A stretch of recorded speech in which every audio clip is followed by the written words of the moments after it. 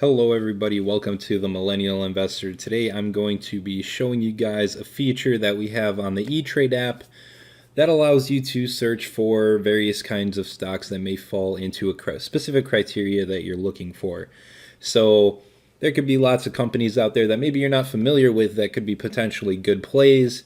They might have good financial lists and stuff like that. So it's a good way to get exposed to companies that maybe you're not familiar with that you want to learn more about. So here I have the markets page. You can select that via the tab at the bottom, and it takes you to this kind of overview page.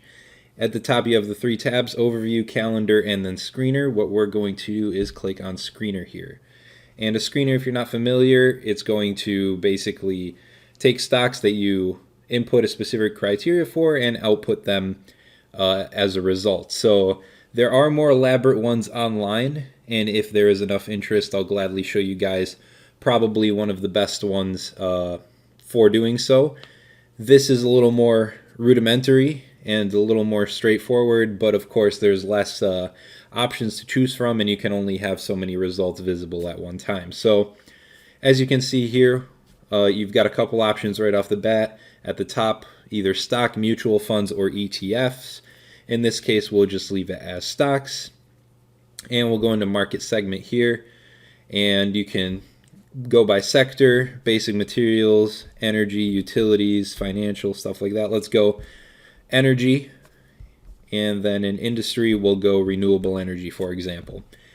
And you can see we're already limited down to 121 results there. It showed for a second.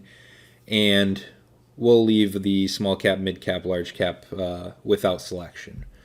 We'll go back here, and we can only display up to 100 results, which kind of is not the most handy if you want to have a broader search, but it kind of forces you to narrow down what you might be more interested in. So we'll go to price and volume here, and we'll go less than, I don't know, $20 here. And we've got exactly 100 results. So we'll go back now and we'll view the results. And you can see here, it's a list of stocks with the last price, the percent changed, the total amount changed, and volume. So one thing you probably want to keep an eye on other than the price is the volume on the right here. If there is very low volume, or none at all, frankly, it seems like, you want to just avoid those stocks. Sometimes those stocks get manipulated. Sometimes it's hard to fill an order. Maybe you'll buy it, but then you're going to have a real hard time selling it. You don't want to waste your time with stuff like that. I'd say having something that exchanges, of course, one thing you'll have to factor in is the price. Think about 10,000 shares of a penny stock might be like, couple dollars, whereas 10,000 shares of something that costs $20 is a lot more money. So factor that in as well, proportional to the volume. So you probably don't want to see anything less than 50,000, probably 100,000 for decently priced stocks. As far as penny stocks go, you're probably going to want to see like really high numbers, like 500,000 or more at least. But we'll take a look here, and we'll click a random one. Let's take a look. This one, APSI, went up 20.6%. Kind of interesting.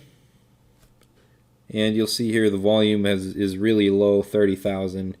Kind of don't want to mess with that, but it says Aqua Power Systems. You'll scroll down here, go to company overview, is engaged in the development of magnesium air fuel cell products, and blah blah blah. So use this as a tool to kind of maybe find some stocks that you're not familiar with. Sometimes you might find a diamond in the rough. It's happened to me before. Sometimes you'll find something on accident and you'll kind of read into it and you'll be like, wow, this is a really good company.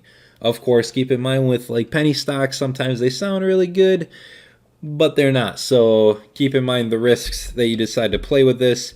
Of course, you can put a minimum price as well that you're searching for so that you can have something more reliable to look at. But hopefully this helps you guys kind of expand your search, get a little more diversified, and help with interest in finding various other stocks.